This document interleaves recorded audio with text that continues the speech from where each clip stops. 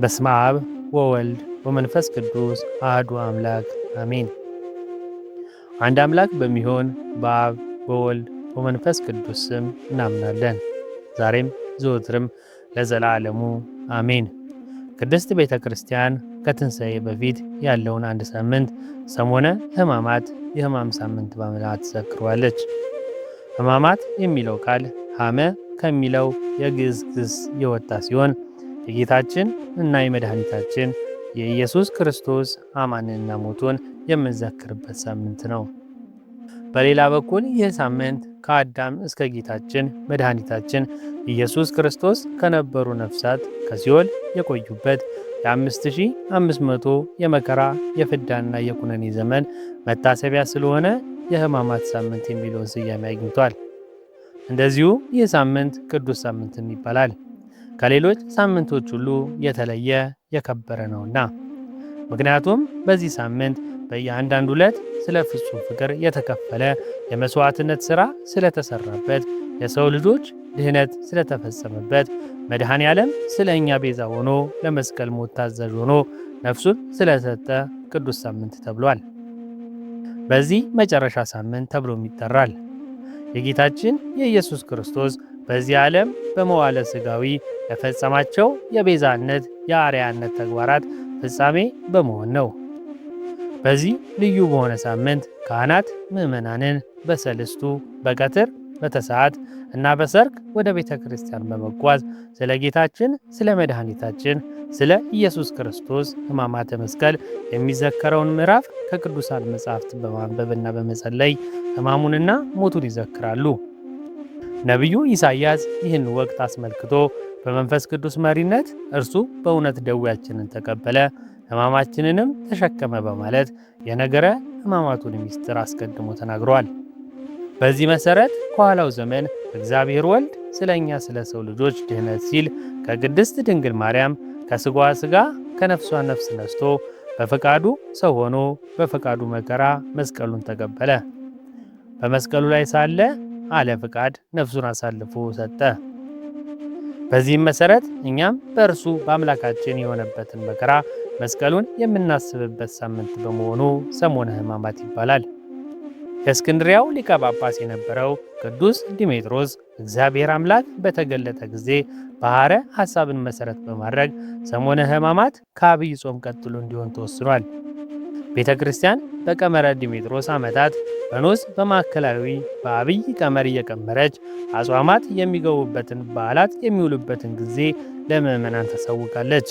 ይህንንም ሳምንት ላቲናውያንና ግሪካውያን ታላቁ ሳምንት ሲሉ፣ ቅድስት ቤተ ክርስቲያናችን ደግሞ ሰሞነ ሕማማት በማለት ትጠራዋለች።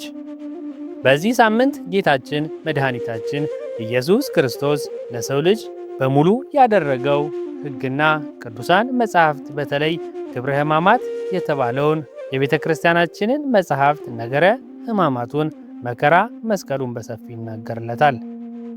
ኦርቶዶክሳዊ ተዋሕዶ ቤተ ክርስቲያናችን መድኃኒታችን ክርስቶስ አንዳች በደል ሳይኖርበት በሰውነቱ የደረሰበትን ሕማሙን መከራውን ሞቱን እያሰብን ይህንን የአብይ ጾም መጨረሻ ወቅት ወይም 8ኛ ሳምንት በካህናት መሪነት ሁላችንም ምዕመናን በተረጋጋና አብዝተን በመጾም በመጸለይና በመስገድ እንድናከብር ሥርዓትን ሰርታልናለች። ከአባታችን አዳም በደል ወይንም ስህተት በኋላ በሕማም ደዌያችንን በመቅሰፍታት ወዘተ ብዙ መከራ የሰው ልጅ ሊኖሩበት ግድ የሆነባቸው ዘመኖች ጥቂቶች አልነበሩም። የሰው ልጅ ቢያጠፋ ቢበድል ከሕግ እግዚአብሔር ቢወጣ እንኳን የዋህ አጋዥ ቸር አምላክ የጠፋውን በግ ሊፈልግ የተራበውን ሊያጠግብ የታረዘውን ሊያለብስ ፍቅር ላጣው ፍጹም ፍቅር ሊለግስ ሰላም ለሌለው ፍጹም ሰላም ሊሰጥ ተስፋ ለሌለው ተስፋ ሊያጎናጽፍ ከሰማይ ወረደ። ከእመቤታችን ከቅድስት ድንግል ማርያም ተወለደ። በገዳመ ቆሮንቶስ 40 ቀንና 40 ሌሊት ጾመ። በጾም ከኃጢአታችን አንድስ እንኳ ራሳቸው የተባሉትን ስትን ትንቢትንና በፍቅር ድል አደረጋቸው። እኛ እሱ የጾመውን ጾም እንድናከብር እንጾማለን። ምሳሌ ሆነን ዲያብሎስን አንድ ላይ ድል እንነሳዋለን። ኃይልና ምሳሌ ሆኖናልና። ሰሞነ ሕማማት ተብሎ የሚጠራው ወቅት ከአብይ ጾም መጨረሻ ከትንሣኤ ዋዜማ ጀምሮ እስከ ትንሣኤ ባሉት ቀናት ውስጥ ያለው ሳምንት ነው። ኢትዮጵያዊት ተዋሕዶ ቤተ ክርስቲያናችንም መድኃኒታችን ክርስቶስ አንዳች በደል ሳይኖርበት በእውነት የደረሰበትን ሕሙማንና መከራውን እንዲሁም ሞቱን እያሰብን ይህንን የአብይ ጾም መጨረሻ ወቅትን ወይም 8ኛ ሳምንት በካህናት መሪነት ሁላችንም ምዕመናን በተረጋጋ ሕሊና አብዝተን በመጾም በመጸለይና በመስገድ እንድናከብር ሥርዓት ሰርታልናለች። እንዲሁም ኦርቶዶክሳውያን ምዕመናን ሁሉ ይህንን የጌታ የሕማሙን ሰሞን በተድላ ከደስታ ከመራቅ ነገረ መስቀሉን እያሰብን በሐዘንና በለቅሶ ሁሉ በሚያሳልፍበት ሳምንት ነው። የሰሞነ ሕማማት የእያንዳንዱ የተለያዩ ስሜትና ትርጉም ተሰጥቷቸዋል። የሰሞነ ሕማማት የመጀመሪያ ዕለት ሰኞ አንተ ቤተ መቅደስ መርገመ በለስ የሚባሉ 2 ስያሜዎች ተሰጥተውታል። በዚህች ዕለት መድኃኒታችን ኢየሱስ ክርስቶስ ወደ ቤተ መቅደስ ሄደ። በዚያም በደረሰ ጊዜ ቤተ መቅደሱ የጸሎት የመሥዋዕት ቤት መሆኑ ቀርቶ የንግድ ቤት ሆኖ ቢያገኘው ቤቴ የጸሎት ቤት ይባላል፣ እናንተ ግን የወንበዴዎች ዋሻ አደረጋችሁት ብሎ የሚሸጡበትን ሁሉ ገለባበተባቸው፣ ገርፎም አስወጣቸው። ይኸውም የእርሱ ቤተ መቅደስ የሆነው ሰውነታችንን ኃጢአት ሰፍኖበት ቢያገኘው ራሱ ተገርፎ መከራ መስቀሉን ሁሉ ተቀብሎ ከሰውነታችን ኃጢአቱን ሁሉ እንዳራቀልን የሚገልጽ ነው። ጌታችን መድኃኒታችን ኢየሱስ ክርስቶስ የወሰንበት ቢታንያ አድሮ በማግስቱ ከቢታንያ ሲወጣ ተራበ። መንገድም ሲያልፍ ቅጠል ያላት በለስ ከሩቅ ተመለከተ። ወደ በለሲቱን በቀረበ ጊዜ ከቅጠል በቀር አንዳች ፍሬን አላገኝባትም። ያን ጊዜም ከእንግዲህ ወዲህ ለዘላለም ከአንቺ ፍሬ የሚበላ ይኑር ሲል በለሲቱን ረገማት። ደቀ መዛሙርትም ይህንን በሰሙ በዚያች ምክንያት ይህች ዕለት በለሲቱ የተረገመችባት ቀናት መርገመ በለስ ተብላ ትጠራለች። በዚህ አገላለጽ በለስ የተባለችው ቤተ እስራኤል ስትሆን ፍሬ የተባለችው ደግሞ ሃይማኖትና ምግባር ናት። መድኃኒታችን ኢየሱስ ክርስቶስ ከእስራኤል ፍቅርና ሃይማኖት ምግባርን ፈልጎ አላገኘባቸውምና እስራኤል ሕዝበ እግዚአብሔር የአብርሃም ዘር መባል እንጂ የአብርሃምን ሥራ በመሥራት በምግባር በሃይማኖት ጸንቶ መኖር አይፈልጉምና ደግ ሰው አልተገኘባቸውምና ነው። በሌላ በኩል ደግሞ በለስ የተባለች ኦሪት ናት። ኦሪት በዚህ ዓለም አማናዊ ድህነት የምትሰጠውን አላገኛትም። ይሁን እንጂ በእርሷ ድህነት ባይገኝባትም ኦሪትና ነቢያት ከመፈጸም በቀር እንዲሁ ልሽር አልመጣውም እንጂ ይህንን በማለት ሕግጋትን ፈጽሟታል። ከዚህ ባሻገር በለስ የተባለት ኃጢአት ናት። በለስ ቅጠሏ ሰፊ እንደሆነች ሁሉ ኃጢአት በዚህ ዓለም እንዲሁ ሰፍኖ አግኝቷታል። በለስ ሲበሉ እንዲሁ ይጣፍጣል፣ ቆይቶ ግን ይመራል። ኃጢአት ሲሰሩ ለጊዜው ደስ ያሰኛል፣ በኋላ ግን ያሳዝናል። በአንቺ ፍሬ ይገኝብሽ የሚለው በአንቺ በኃጢአት ፍዳ ይዞ የሚቀርብሽ እንዲሁ አይኖር ሲል ነው። በለሲቷ ስትረገም እንዲሁ ፈጥና መድረቋን በአዳም ምክንያት ያገኘንን በደል በእርሱ እንደሚጠፋልን ለመግለጽ ብሏልና። ሁለተኛው ቀን ማስገኛ የጥያቄ ወይም የትምህርት ቀን ተብሎ ተሰይሟል። ዕለቱ ሰኑ የጥያቄ ቀን በመባል ይታወቃል። ምክንያቱም ሹማምንቱም ስልጣን ለሰው ልጅ የሰጠ ጌታችን መድኃኒታችን ኢየሱስ ክርስቶስ ሰኞ ዕለት ባደረገው አጽወተ ቤተ መቅደስ በዚህ ዕለት ስለ ስልጣኑ በጸሐፍት ፈሪሳውያን ጠይቀውታል። ጸሐፍት ፈሪሳውያን ያቀረቡት ጥያቄ ከምድራውያን ነገሥታት ከሌዋውያን ካህናት ያደለ ትምህርትን በማስተማር ታምራት ማድረግ ገበያ መፍታትን በማን ስልጣን ታደርጋለህ? ይህንን ስልጣን ማን ሰጠ? የሚል ነበርና እርሱም መልሶ እኔ አንድ ነገር ጠይቃችኋለሁ፣ እናንተ ብትነግሩኝ በማን ስልጣን እንደዚህ እንደማደርግ እኔም እነግራችኋለሁ አላቸው። የዮሐንስ ጥምቀት ከወዴት ነበረች? ከሰማይ ወይንስ ከሰው ብሎ ጠየቃቸው። እነርሱም ከሰማይ ብንል ለምን አልተቀበላችሁትም ይለናል። ከሰው ብንል ደግሞ ሕዝቡ ሁሉ ዮሐንስን እንደ ነቢይ ያከብሩታል፣ እንደ መምህርም ይፈሩታል። ሕዝቡም እንዲህ ተባባሉ፣ ከወዴት እንደሆነ አናውቅም ብለው ለጌታችን ለመድኃኒታችን ለኢየሱስ ክርስቶስ መለሱለት። እሱም እኔም በማን ሥልጣን እንደዚህ እንደማደርግ አልነግራችሁም አላቸው።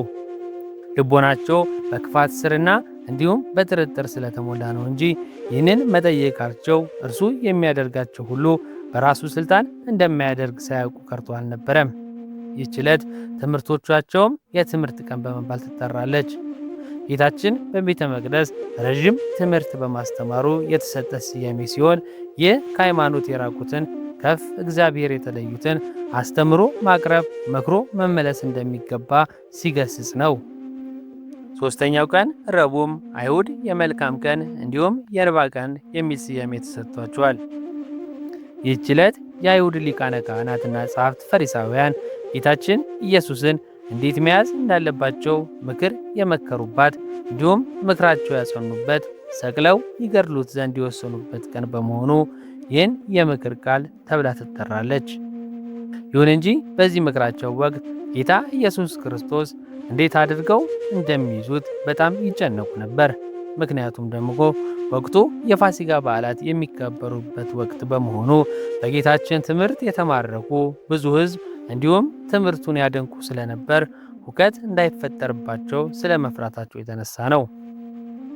በዚህ ጭንቀት ሳሉ ከደቀ መዛሙርቶቹ መካከል አንዱ የሆነው የአስቆሮቱ ይሁዳ በመካከላቸው ተገኝቶ ጌታ ኢየሱስ ክርስቶስ እርሱ በማሳለፍ እንደሚሰጣቸው በዚህ ተግባሩም 30 ብር ወሮታውን እንደሚከፍሉት ከእነርሱ ጋር በመስማማት የምክራቸው ተባባሪ በመሆን ጭንቀታቸውን አስወግዶላቸዋል። ዕለተ ረቡዕ ጌታችን በሰሞነ ዘለም ቤት ተቀምጦ ሳለ በመላ ዘመኗ ራሷን በዝሙት አስገዝታ ትኖር የነበረችው ማርያም ምንተፍረት ኃጢአትን ይቅር የሚል መዓዛ ያለው አምላክ መጣ ስትል ውድ የሆነውን ዋጋ ያለውን የ300 ዲናር ሽቶ ገዝታ ወደ እርሱ በመምጣት እንዲሁ በራሷ ላይ በማርከፍከፍ ስለቀባችው የመልካም መዓዛ ቀንም ተብላ ትጠራለች። ይህችውም ማርያምን ተፍረትን በጌታ እግር ላይ ተደፍታ መላ ኃጢአቷ ይቅር እንዲልላት በእንባዋ እግሩን እያጠበች ስለ ኃጢአቷ ተማጽናለች። አራተኛ ቀን ሐሙስ ጸሎተ ሐሙስ የሚስጥር ቀን፣ የሐዲስ ኪዳን ሐሙስ፣ የሕጽበት እግር ቀን የሚል ስያሜዎች ተሰጥተውታል። በዕለተ ሐሙስ ጌታችን መድኃኒታችን ኢየሱስ ክርስቶስ የዓለምን መድኃኒት የሰው ልጆችን ልመና የሚቀበል አምላክ ሆኖ ሳለ በዚች ቀን በአትክልት ቦታ ገብቶ አይሁድ መጥተው ይዞት ድረስ ሥጋዊ የተዋህዶን ፍጹም አምላክ ፍጹም ሰው መሆኑን ለማጠየቅ ለአርያነት ይጸልይ ስለነበር ይህች ዕለት ጸሎተ ሐሙስ ተብላ ትጠራለች። ጌታችን በዚህ ዕለት ደቀ መዛሙርቱን አብዝቶ ሲያስተምራቸው እንዲሁም ሲመክራቸው ቆይቶ ነበር። ዓይኑንም ወደ ሰማይ አቅንቶ እርሱ ከአባቱ ጋር አንድ እንደሆነ ነግሯቸዋል። ከዚያም ለብቻው ፈቀቅ ብሎ ወዙ እስኪፈስ ከሰገደና ከጸለየ በኋላ ወደ ደቀ መዛሙርቱ ሲመለስ ተኝተው ስላገኛቸው 1 ሰዓትስ ያህል እንኳን ከኔ ጋር መትጋት ካቃታቸው ወደ ፈተና እንዳትገቡ ትጉና ጸልዩ ብሏቸዋል። ከዚያም በኋላ እርሱ ከባሕሪ አባቱ ከእግዚአብሔር አብ ስላለው አንድነትና ክብር ለሐዋርያት ካስተማራቸው በኋላ ኢየሱስ ይህንን ተናግሮ አትክልት አለበት ስፍራ ወደ ቄሮስ ወንዝ ከደቀ መዛሙርቱ ጋር ወጣ። በዚያም ገባ። እንዲህም ብሎ ተጻፈ። ከደቀ መዛሙርቱ ጋር ለጸሎት ወደ አትክልቱ ስፍራ ሄደ። የአስቆሮቱ ይሁዳ ይህንን ስፍራ ቀድሞ ጌታ ይወደው እንደነበር ያውቃልና የካህናት አለቆችና ጸሐፍት ፈሪሳውያንን እንደዚሁም ሌሎች ፋና ጋሻ ጋጃግሬዎች እንዲሁም ጦር የያዙ ጭፍሮችን አስከትሎ ወደ እርሱ መጣ። በዚህ ጊዜ ጌታችን መድኃኒታችን ኢየሱስ ክርስቶስ ደቀ መዛሙርቱን ተነሱ፣ እንሂድ፣ እነሆ አሳልፎ የሚሰጠኝ ቀርቧልና አላቸው። ያን ጊዜ ይሁዳ ወደ እነርሱ ቀርቦ መምህር ሆይ ቸር አለህን? ሰላም ላንተ ይሁን ብሎ ሳመው። መሳሙን ኢየሱስን ከደቀ መዛሙርቶች መካከል የትኛው እንደሆነ ለአይሁድ ለይቶ ለማሳየት የተጠቀመበት የጥቆማ ምልክት ነበር። ምክንያቱም የጌታ መልክና የወንጌላዊው ዮሐንስ መልክ ይመሳሰልባቸው ነበርና ለይቶ ሊያሳያቸው ነውና ያንን ጊዜ ጌታችን እንደዚሁ የሰው ልጅ በመሳም አሳልፈ ትሰጠዋለን እንዲሁ ብሎታል። ከዚያ በኋላ ከእርሱ ጋር የመጡ አይሁድና ጭፍሮቻቸው ጌታ ኢየሱስንም በ6 ሰዓት ሌሊት ያዙት። ወደ ሽማግሌውና ወደ ካህናቱ ወደ ቀያፋም ወሰዱት። ጴጥሮስ ግን ከሩቅ ሆኖ ይመለከት ነበር። የነገሩንም ፍጻሜ ያይ ዘንድ እንዲሁም በአንድ ቅጥር ገብቶ ተቀመጠ። አይሁድ ይህንን ቤተ መቅደስ አፍርሶት በሦስተኛው ቀን እሠራዋለሁ ብሏል ብለው እንዲሁ ከሰሱት። ለዚህም ሁለት የሐሰት ምስክሮች በክርስቶስ ላይ አመጡ። ሊቀ ካህናቱም ክርስቶስ ተብሎ የተነገረልህ የእግዚአብሔር ልጅ አንተ እንደሆንክ ንገረን አለው። ጌታችንም አንተ አልክ አለው።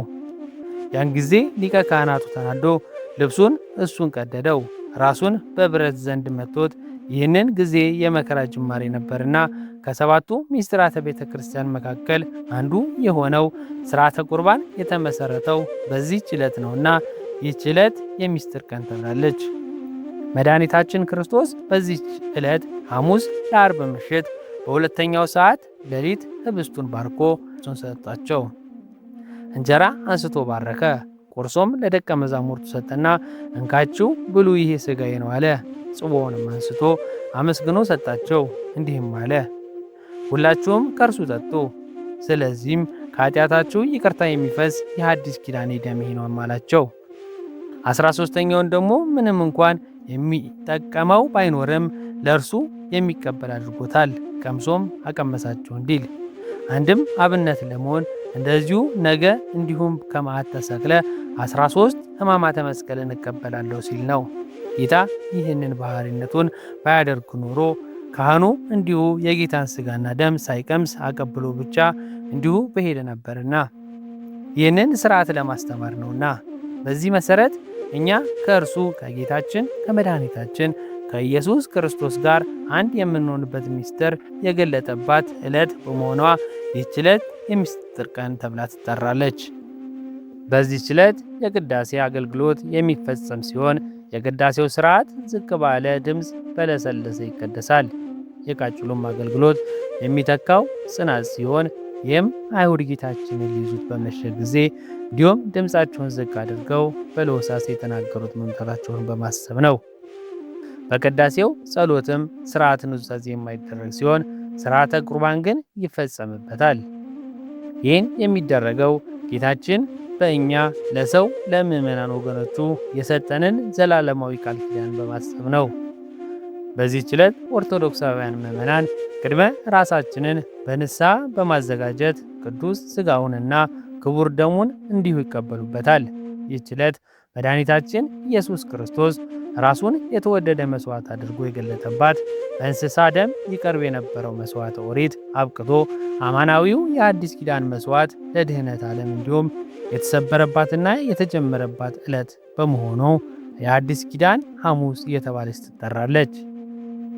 መድኃኒታችን ኢየሱስ ክርስቶስ ይህንን ጽዋ ስለ እናንተ የሚፈሰው በደም የሚሆነው የአዲስ ኪዳኔ ነው፣ ከእርሱ ጠጡ በማለት እንደተናገረው በዚህች ዕለት በመጀመሪያው ሰዓት ሌሊት በመሃል ማበሻ ጨርቅ ወስዶ ታጠቀ። በኋላም በመታጠቂያ ውስጥ ጨመረ። እንዲሁም የደቀ መዛሙርቱን እግር ሊያጥብ የታጠቀበትን ማበሻ ጨርቅ እንዲሁ ሊያብስ ጀመረ። ወደ ስምዖን ጴጥሮስም መጣ። እርሱም ጌታ ሆይ አንተ የእኔን እግር ታጥባለህን ብሎ ጠየቀው። ጌታ ኢየሱስም መልሶ እኔ የማደርገውን አንተ አሁን ታውቃለህ፣ በኋላ ግን ታስተውላለህ አለው። ጴጥሮስም እኔ ለዘላለም ታጥበኛለህንም አለው። ኢየሱስም እንግዲህ ካላጠብኩማ ከእኔ ጋር ዕድል የለም ብሎ መለሰለት።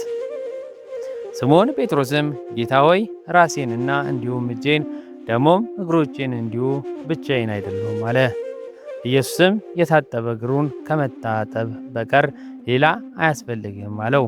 ሁለንተና ግን ንጹሕ ነው። እናንተ ንጹሐን ናችሁ፣ ነገር ግን ሁላችሁም አይደላችሁም አለ።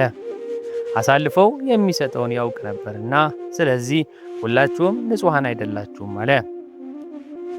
እግራቸውንም አጥቦ ልብሱንም አንስቶ ዳግመኛ ተቀመጠ።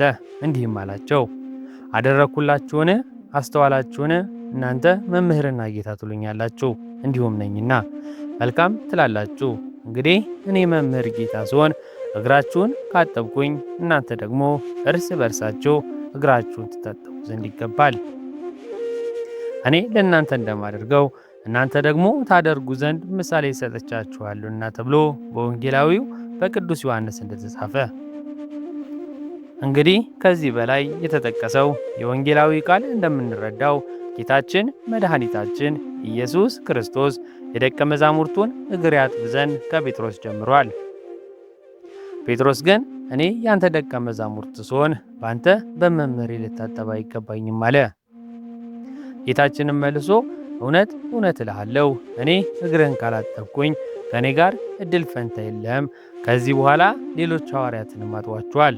አሳልፎ የሚሰጠው ይሁዳንስ እንኳን ሳይቀር። ጌታም ይህንን ያደረገው አሳልፎ የሚሰጠውን ሳያውቅ ቀርቶ አልነበረም፣ ፍቅርም ሊያስተምረው ለንስሐ ጊዜ እንዲሁ ሊሰጠው ነው እንጂ። በሌላ በኩል ደግሞ እኛንም ለሚወዱን ብቻ ሳይሆን ለሚጠሉንም እንኳን በማድረግ እንደሚገባ ይህንን ሲያስተምረን ነው። ጌታችንም ተጠምቆ ተጠመቁ፣ ጾሞም ጹሙ እንዳለን ጸልዩ ብሎ ሰግዶም ስገዱ ሲለን ነው። ዛሬ ከፓትርያርኩ ጀምሮ ሊቃነ ጳጳሳቱና ካህናት ሁሉ በየማዕረጋቸው የምእመናን እግር ዝቅ ብለው የሚያጥቡት የጌታን ትሕትና ሥራን በማሰብ ነው። በዚህ መሠረት ይህንን ሥርዓት አብነት በማድረግ በዚህ ቀን 9 ሰዓት ሲሆን የጸበት እግር ሥነ ሥርዓት በሚከናወንበት ጊዜ ዲያቆኑ ውሃ ያቀርባል። በቀረበው ውሃ ላይ ጸሎተ አኮታቴ ይጸለያል። ወንጌል ተነቦም ውሃውን በሊቃነ ጳጳሳት እጅ ይባረካል። የጸበት እግር ሥርዓት እንዲሁም በካህናት እስከ አናጉስጢስ እንዲሁም ከወንዶች እስከ ሴቶች ላሉት ምዕመናን ሁሉ በካህናት ይከናወናል። በዚያ ጊዜ ከውሃው በተጨማሪ የወይራና እንዲሁም የወይራ ቅጠልን ለሥርዓት ማስፈጸሚያ እንጠቀምባቸዋለን። ሚስጥሩም ይህ የወይራ እንዲሁም ጽኑ ነው። ይህንን ክርስቶስ ኑ መከራን መቀበል የሚያስረዳ ነው። ከዚህ በተጨማሪ እኛም የእርሱን መከራ ለመቀበል ዝግጁ ነን ለማለት ነው። የወይኑ ቅጠል ደግሞ በወይራ የተመሰለ ደሙን አፍስሶ ለምዕመናን የሕይወትን መጠጥ ይሆናቸው ዘንድ መስጠቱን ለማዘከር ሲሆን በዚህች ዕለት ጌታችን መድኃኒታችን ኢየሱስ ክርስቶስ የደቀ መዛሙርቱን እግር በማጠብ የፈጸመውን የጸበተ እግር ሥነ ሥርዓትም ለካህናትና ለምዕመናን የትሕትና ሥራን ለማስረዳት መሆኑን እንደዚሁ እናንተም ለባልንጀሮቻችሁ እንዲያው አድርጉ በማለት ነግሮናል። አምስተኛው ዕለት ዓርብ ደግሞ ስቅለት የሚባል ስያሜ ተሰጥቶታል። ጌታችን መድኃኒታችን ኢየሱስ ክርስቶስ በትሕት ተፈጥሮ አዳምን በዕለተ ዓርብ ፈጥሮታል። ዳግመኛም በዚህ ምዕለት አዳምን ለማዳን ራሱን መሥዋዕት አድርጎ ቀርቧል። በመስቀል ላይ ተሰቀለ። በመሆኑም በዕለተ ሐሙስ ምሽት 3 ሰዓት እስከ ዓርብ 9 ሰዓት ድረስ አይሁድ በጌታችን ላይ ብዙ መከራ ያጸኑበት ሰዓት ሆኗል። አንድ ቆራቢ ወይንም የጌታችን የኢየሱስ ክርስቶስ ሥጋና ደሙን ለመቀበል የተዘጋጀ ሰው ለ18 ሰዓት የሚጾመው ምክንያት ከሐሙስ ምሽት 3 ሰዓት እስከ ዓርብ 9 ሰዓት 18 ሰዓት ነውና ጌታችን መድኃኒታችን ኢየሱስ ክርስቶስ ሥጋዬን በበላችሁ ጊዜ ደሜንም በጠጣችሁ ሰዓት መከራዬና ሞቴን ትናገራላችሁ ብሏልና ከሐሙስ 3 ሰዓት እስከ ዓርብ 6 ሰዓት ድረስ ብዙ መከራ ሲፈራረቁበትና ሲያንገላቱት ከቆዩ በኋላ ዓርብ ከቀኑ 6 ሰዓት ላይ መስቀል ላይ ቢሰቅሉትም 7 ታላላቅ ተአምራትን ፈጽመዋል። እነሱም የፀሐይ መጨለም፣ የጨረቃ ደም መሆን፣ የቤተ መቅደስ መጋረጃ በመካከሉ ለሁለት መሰንጠቅ፣ የመቃብር መከፈት፣ የከዋክብት መርገፍና የሙታን መነሳት ናቸው። በዚህም ዕለት ዓርብ ጌታችን ኢየሱስ ክርስቶስ 13 ሕማማተ መስቀልን ተቀብሏል። ጌታችን መድኃኒታችን ኢየሱስ ክርስቶስ የተቀበለው መከራ ተዘርዝሮ አያልቅም፣ ቃላትም አይገልጹትም። በዚህም ዕለት ለስቅለት መታሰቢያ ተዘርግቶ ከርቤ እየታጠነ ስቅለቱን ለሚያመላክት ንባባትን ሲነበቡ ሲሰገዱ ይዋላል። በመጨረሻም መናኙ በሰሞነ ሕማማት የሰሩትን ጥፋት ይናዘዛሉ። ካህናት የወይራ ቅጠል ትከሻቸውን እየጠበጠቡ ቀን እየሰገዱ እንዲሁም ስግደት ተጨማሪ ሌላ ስግደት ያዝላቸዋል። ጥብጠባውም የተጻ ምሳሌ ነው። ጥብጠባ የሚደረገው ሲለት ሰው በሕማማት ወቅት የሚፈጽመውን በደል ወይም ኃጢአት ካለ የስግደት ቁጥር ከፍ እንዲል ያደርገዋል። ይህ በስቅለት ቀን የሚፈጸም ሥርዓት ሲሆን ጥብጠባ ማለት ደግሞ ቸብቸብ ማድረግ ነው። በወይራ ቅጠል እያንዳንዱ ምዕመን ጀርባውን ቸብ መደረጉ ደግሞ ጌታችን ግርፋትን ያስታውሳል። ሕዝበ ክርስቲያኑም በዕለተ ስቅለት ሲሰግዱ እንዲሁም ሲጸልዩ እንዲሁም ሲያነቡ ከዋሉ በኋላ በወለተ ሕዝብ የሕዝብ መሰናበቻ ይሆናል። በሰሞነ ሕማማት የምናነበው የብሉይ ኪዳን ጊዜ የነበረው መከራ ዘመን ነው። በመሆኑም ይህንን ለማስታወስ በዚያም ቀናት የማይከናወኑ የአምልኮ ስራዎች አሉ። መስቀል መሳለም የለም። ጌታችንም በመስቀል ተሰቅሎ የሰላማችን ኃጢአት እና ጠላታችንን ሰይጣን ድል የምናደርግበት ቅዱስ መስቀል ለእኛ ከመሰጠቱ በፊት የነበረውን ጊዜ ለማስታወስ በሰሞነ ሕማማት መስቀል አንሳለምም፣ ቅዳሴም አይቀደስም። እንዲሁም ምሴተ ሐሙስ አስመልክቶ ግን በዕለተ ሐሙስ ቅዳሴ ይቀደሳል። ሰው ከዚህ ዓለም በሞት ሲለይ ጸሎተ ፍትሐት አይደረስለትም።